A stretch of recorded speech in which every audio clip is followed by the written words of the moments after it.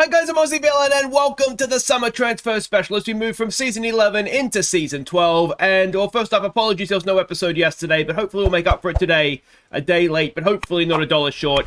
We can see here our team report. Look at all the strengths we have now. Remember when we first took over and I think our strength was, well, not even the manager, to be honest, but loads and loads of strengths, which is good. The weaknesses are much, much smaller now. Of course, this is probably to do at a league level, not so much a European level, which is very much where we need to look to compete right now. But yeah, I mean, there's a few things there. Definitely a lack of depth at right wing that I'd like to deal with this summer. But our first 11, as you can see there, I don't know about McMenemy being in there, but our first 11 is fairly strong. It's it's just a matter of trying to even make that stronger and maybe sign some youngsters that will eventually be stronger to come in behind them. So that is, that is the team report. Now, as far as the finances go, we haven't got our budget for the next season yet, but look at that. The guaranteed minimum is only $280K for a transfer budget. Now, we've got more than that from the players we sold or the chairman sold last season. Our wage budget is looking strong. That should be roughly the same, 135 grand a week, which is what we had, I think, for more than a year. Would have lasted us 6 years, I think. Excuse me, when we first took over. But there we go. That is where we stand. Now, a big challenge this summer, I believe, if we're just going to look at per position, it's going to be keeping some of our better players. There's some big clubs, Mainz and Fiorentina, interested in our goalkeeper. He's coming along very nicely. There's still room to improve, so he could be a difficult one to hold on to. The other ones that we have to have a little bit of concern about, Napoleon is wanted by Livorno. We don't want to sell Napoleon, but if we get a big bid, I mean, would we sell him? But we don't want to. The other big one, though, is Anthony Armstrong. Hibs want him, and he is quite good. So ideally, we won't be losing him. And the other one is James Chambers, who, to be honest, if we got a good fee for, I might just about consider selling him, I think. He's one of those guys that we can see he's good, but we've just never really been able to get enough out of him, I don't think, to justify not selling him for a big fee. But anyway, that is where things stand coming into the summer. Let's get this show on the road and see where this takes us.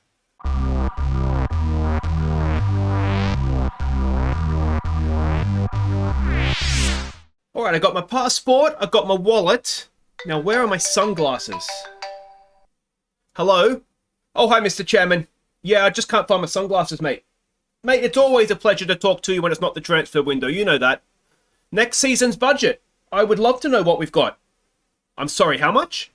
Well, look at this. He may sell our players behind our backs, but he's come through for us in a transfer budget, 7.41 million. I mean, that is almost championship size in England.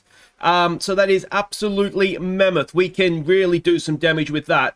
And the wage budget, of course, we can see there is, well, it's roughly the same, but it was already quite sizable. So there we go. We've got money to spend. Okay, we have a few league awards and notable events, let's say, to catch you up on. Here is confirmation McQuaid has broken the assist record for the Premiership, so well done to him. McDade has won the Premiership Player of the Year, and I would say rightly so as well, so congratulations to you, Aaron. He is also the top goal scorer, but we did know that. So what, 30 goals is disappointing. He became second with 30 goals, but not when McDade's in this form. That is a wonderful season from him. Lake, oh, look at that. We've clean swept the Premiership's Young Player of the Year awards, so that is excellent. They've all done very, very well indeed. And what else we got here? I won Manager of the Year. Congratulations to me. And McDade's top goal scorer bonus has been paid out, 115 grand. But we can afford that, so I don't mind paying it if he wins the top goal scorer award. So there we go. That is the league season wrapped up. If you're wondering exactly how it did all kind of play out, what final is that? That is the European Places finals. Go to the league table. It'll tell us there that Coleraine has got into Euro 2 with Carrick Rangers. Linfield will be in the Europa League. Lahm will be going to the Champions League qualifiers, as will we, but we'll be going in as champions, of course. Okay, quick update. We are at June 1st, which means in Northern Ireland contracts have expired, and we have released some players. The two that you'll probably recognise, Charlie Gournay. Yeah, I mean, we signed him when it looked like we were going to lose. Was it Armstrong? He just never quite worked out. He didn't really develop. Well, it's not a waste, but I think we only paid 10 grand for him, but it just didn't work out. And the other one is Mikey Bain, who we had really high hopes for when he came through our academy. He just, again, is someone that hasn't developed. We did send him out on loan somewhere at one point, didn't we? I'm sure we did, yeah, twice. And you can see even out on loan, he didn't really show himself to be at the level that we're going to need him to be at to play at H&W Welders. And then there's a couple of other youngsters here that we've released. They never got anywhere near the first team, so we're not going to. Well, you wouldn't even recognize the names. Now, we have signed a player for next season as well. It's, of course, it's on loan, but we've signed Joe Kidd from Manchester City, a centre-back, a promising centre-back, as you can see there. This is pretty much the guy that we've got in to replace McMenemy for next season. Very, very decent physically. His positioning is better. Just generally speaking, as an out-and-out defender, he was better than what McMenemy was, who's gone back to Leicester now, by the way. So, yeah, we'll get him in for next season. He will arrive shortly. I'm assuming he hasn't played a game of football before in his life. But apparently he's promising, so that's good. And his contract, is it up at City at the end of the season? Yeah. So if all things are going well, we might even be able to convince him to stay permanently, do a bit of a Fred Simpson, get him on loan for the last year of his contract, and then sign him at the end of that. So if all goes well, that'll be the plan for Joe Kidd. Okay, quick facilities update. You can see we have just had the board approve, I guess, an improvement of our youth recruitment. So that's now excellent, which is good. We've also had our youth facility upgrade completed, as has the senior training facility. So we now have good facilities for both exceptional youth academy coaching and excellent youth recruitment. So off the field, things are going good. You may have seen here I did request to have the stadium expanded, more to see what they say, and unsurprisingly, perhaps, that was rejected. Now, there is a little bit of other news to catch you up on as well. Now, one thing I did forget to update you on, and you may have noticed it when he wasn't on the release players list, but I have decided to extend Diora's contract. He's not brilliant, but what he is different, and he's effective, particularly in the league. He's very, very good in the air. He's a very good target man. There was more than one occasion last season, more so in the cups maybe than in the league, as you can see there, but where he came off the bench. Look at that, 3 games, 3 starts, 6 sub appearances, 5 goals.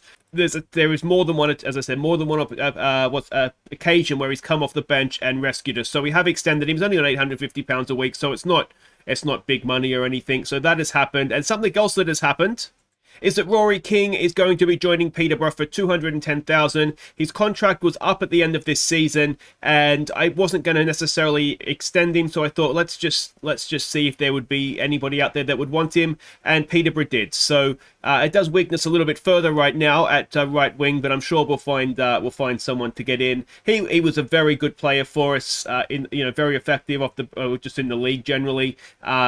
But it's one of those guys, we can do better. So 210 grand, it's still, that's a decent fee.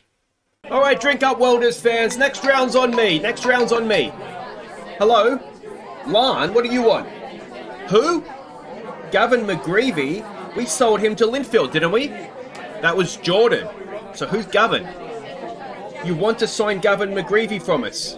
No, you can't have him. I don't care if I don't know who he is, you just can't have him. Okay, we're at June 9th, which means the transfer window is open, which means Joe Kidd has officially joined us, £1,100 a week. A squad player, which is good, means we don't have to play him every single game. Fans love him. I think he's going to be great. So welcome to the Welders, Joe Kidd. King has officially left us. Yeah, I'm curious to see what you guys think. I just think it's a decent fee for a player whose contract we probably weren't going to renew anyway. So we'll wish him well in his future endeavors even. Peel, we've made a bid for. I don't know who that is, so we'll put an end to that right away.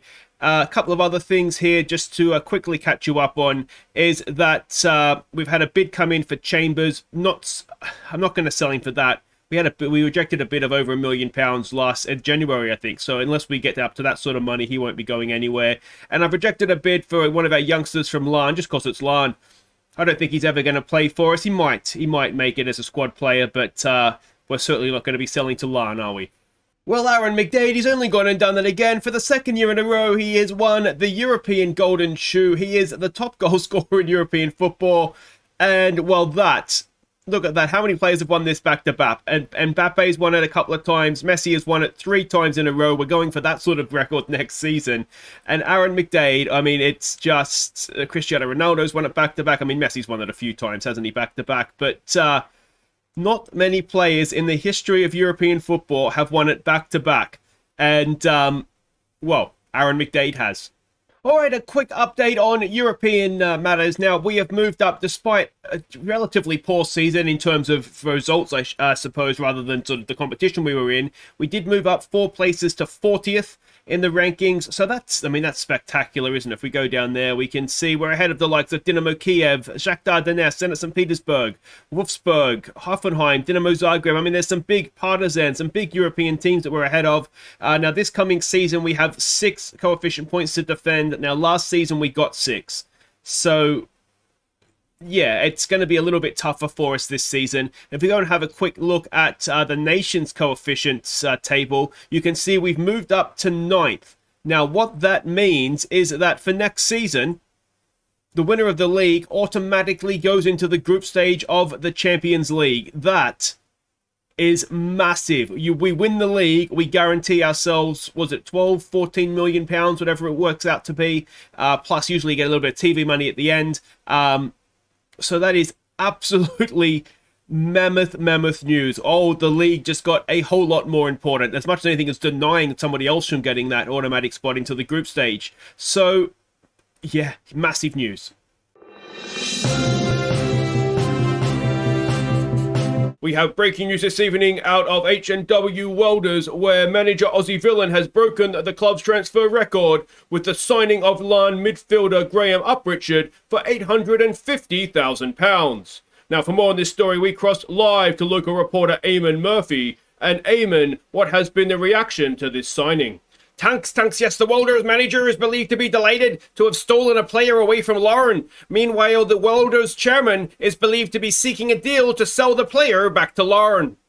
So there we have it. I have finally got my man. I've said for a number of seasons now, I really do want to try and sign this guy, and we've done it. 850 up front. You can see the add-ons there. It says could rise to 3.1. $1 million of that is if we win the Champions League. So...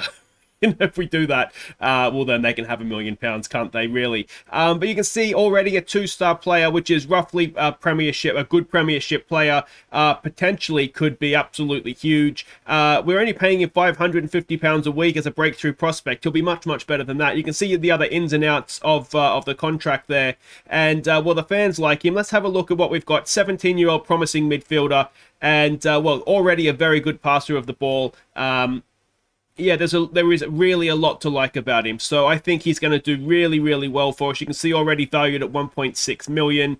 And yeah, I mean, the last player we poached away from Larne was Aaron McDade, and that worked out okay for us. So if this guy can do anything like what McDade's been able to do, then we'll be very happy indeed, won't we? So that is the big transfer. It is a club record, breaking the 550. No, was it just $500,000? I think even, wasn't it, that we paid for Picasso?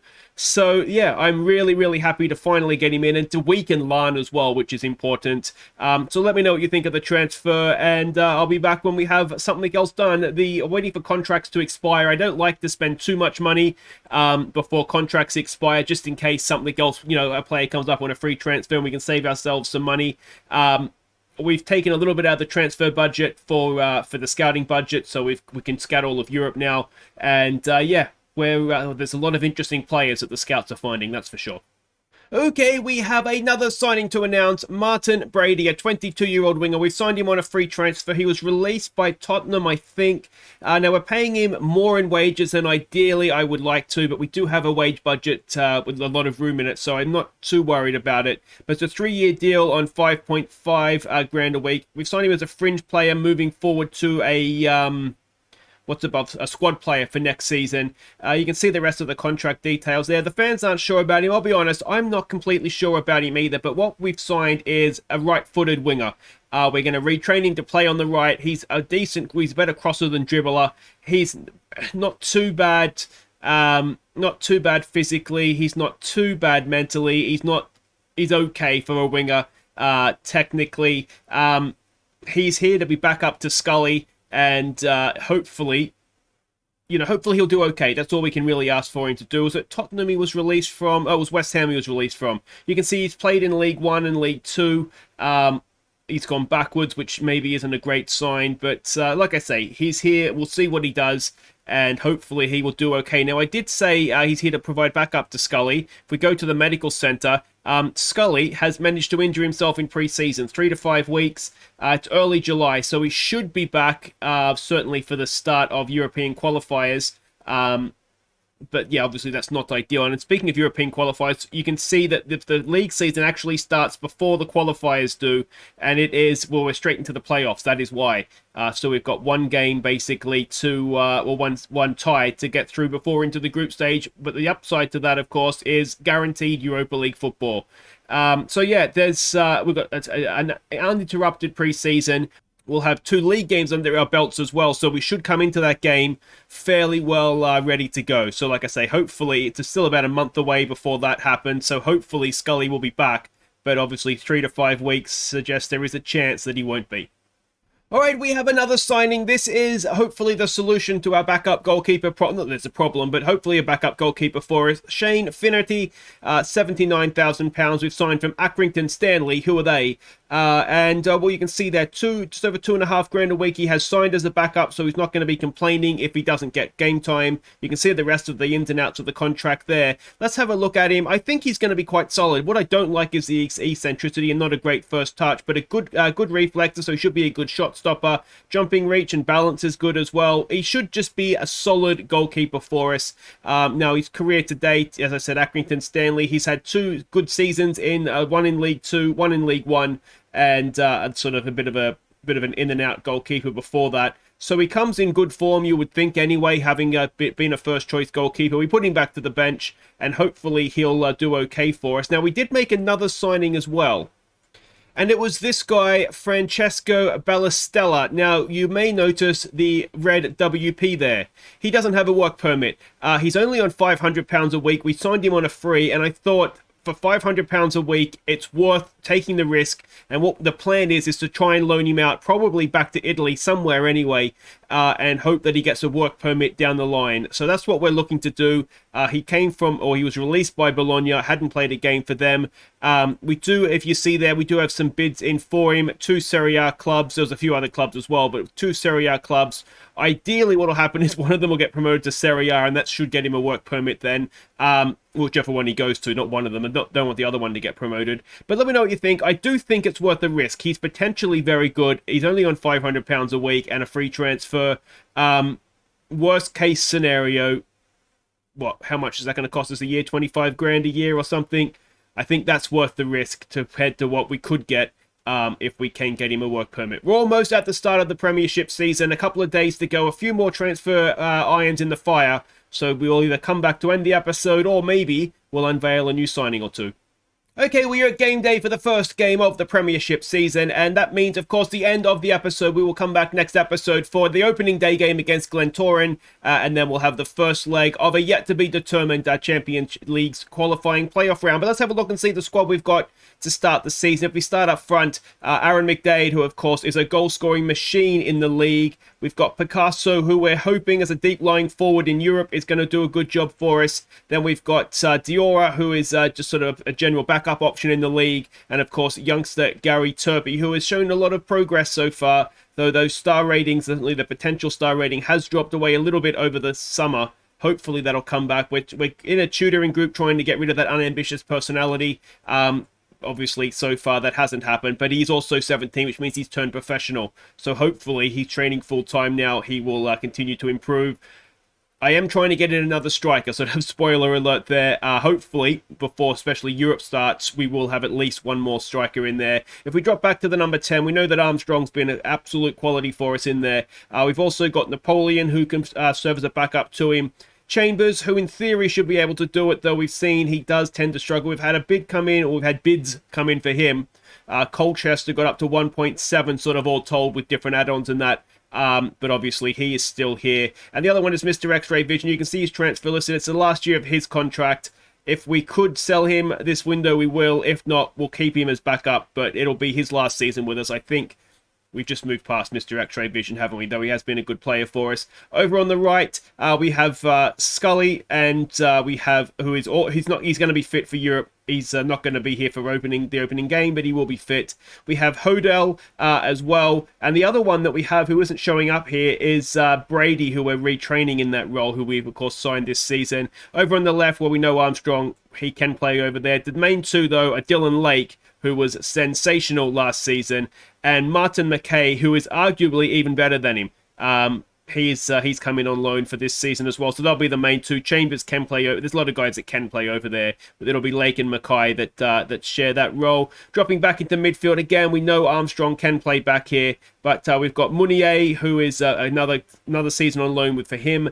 We've got Napoleon, who we have seen play back in midfield and do a really good job. William McQuaid, club captain, of course, league assist record hold up from last season. He is someone who definitely outplays his attributes. Only 26 still as well, so a lot more to come from him. The new guy, Graham Uprichard, who we poached away from Larne. Let's hope he has a good season for us. Also playing here is Chambers. We have Al Emin. Again, you'll see his transfer listed last year of his contract. Not that he's a bad player, but I don't think he's someone we want to keep. We've had bids come in, one from Queen's Park and one from Birmingham. Both at about 100k, but he rejected both of those contracts, so that's a little bit of a shame. Picasso can play in midfield if we need him to. We have, we've already seen Richard, and McKinsley as well, who is, I thought last year he was brilliant, to be honest. He never really let us down. The other player who we have back from loan is Akesian. I'm not going to loan him out again this season because he really didn't develop. I think he's better off staying with us. And we'll just kind of see what we get from him, to be honest. Centre-backs, we could maybe do with one more, but we've got Fred Simpson. Ellis can play in centre of defence, but he'll predominantly be a left-back for us. Curtis Coyle, last year of his contract, so we'll be looking to move him on at some point, if not the end of the season. Nathan Lewis, of course, is with us on loan. And we also have Joe Kidd in on loan this season. He's left-footed, so he'll actually play on the left-hand side. And then Tommy Martin, who is another high potential youngster, and hopefully he will continue to develop this year and turn into a good player for us. If we look at right wing, since the mouse is over here, we have Roy Hill, who was good for us last season. We also have, of course, Monahan, who's here on loan. We could maybe do with somebody else just in case, but I think we'll be okay. We've got Ellis as a left back. He'll probably be first choice. We've got Enoch. You can see his potential rating has gone up again since he signed, so that's good. We have Albar, who is, unambitious. Maybe not going to quite make it as I would have hoped. And, of course, Owens, who we signed predominantly, basically, to be a tutor, but he's not or a mentor, but he's not really doing much in terms of mentoring. So, yeah, he's a bit of a waste so far. Goalkeepers, we have Zayanetti, who has so far stayed. Well, we've actually been really lucky. We haven't lost anybody we didn't want to lose, which is good. Finity, who, of course, has come in. He's going to be back up. And then we have Medley still around as third choice, and one or two other kids as well that have come through the academy who they're basically at the same level as Medley, to be honest. So they'll kind of, if we need a third choice goalkeeper to play at some point, they'll just all be scrapping over that. Whoever's done best for the reserves probably will be playing. So that's where things stand in terms of finances. Obviously, you can see there August 2nd, still about a month to go in the transfer window. We've got about $2.5 million left. Wait, the wage budget's gone up. The wage, it's a bloody director of football. We don't need that much. There we go. He keeps checking, because what's happening, I have them so they can basically scout and sign players, and if I like them, we sign them. If I don't, then I cancel it. But obviously, he's been screwing around with our wage budgets. That's better. We've got just over £5.5 million left. Didn't think I'd spent that much.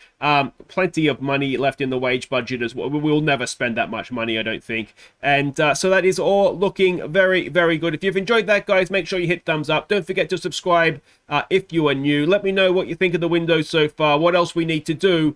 And I'll see you next time to get the season underway against Glentoran. And then we'll try and put one foot perhaps in the Champions League group stage with the first leg of the qualifying playoff. Take care.